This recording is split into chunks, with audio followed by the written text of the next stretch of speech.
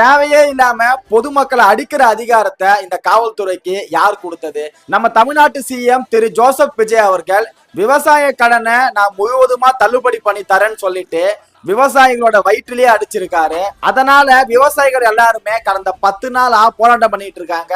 பாவம், ரோட்ல வெயில்ல சோறு தண்ணி இல்லாம இந்த அளவு கஷ்டப்பட்டு அமைதியான போராட்டம் பண்றாங்க. ஆனா அதை கொஞ்சம் கூட கண்டுக்காம நம்ம சிஎம் அவர்கள் காவல்துறையை வச்சு அவங்கள அடிச்சு விரட்டுறாரு.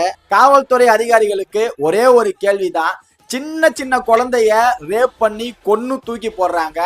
அவனுங்களை கைய காலை அடிச்சு உடைக்காம, அவனுங்களை என்கவுண்டர்ல சுட்டு தள்ளாம, கஷ்டப்பட்டு விவசாயம் பண்ணி நம்ம நாட்டுக்கும் நமக்கும் சோறு போடுற விவசாயிகள் அவங்களோட லோனை தள்ளுபடி பண்ண சொல்லி கேட்டுக்கிட்டு இருக்காங்க, கெஞ்சிக்கிட்டு இருக்காங்க. அவங்கள அடிச்சு உள்ள தூக்கி போடுறீங்க. என்ன மாதிரியான நாட்டுல நம்ம வாழ்ந்துகிட்டு இருக்கோன்ட்டு சத்தியமா புரியவே இல்லை. இதையெல்லாம் கண்டுக்க நம்ம முதலமைச்சருக்கு நேரம் இல்லையா? இல்ல திமுக மேல பழி போட மட்டும் நேரம் இருக்கா? விவசாயிகளை பத்தி பேசுறது எல்லாமே படத்துல மட்டும்தானா? நிஜத்துல அதெல்லாம் நடக்கவே நடக்காதா? தயவு செஞ்சு நம்ம தமிழ்நாடு சிஎம் விவசாயிகளோட கடனை சீக்கிரமா முழுசா தள்ளுபடி பண்ணணும்னு கேட்டுக்கிறேன். இன்னொரு வீடியோல பார்க்கலாம். நன்றி. நான் உனக்கு தர்றது சோறு இல்ல தம்பி, இம்ப்ரமேஷன். இம்ப்ரமேஷன் இஸ் வெல்த்.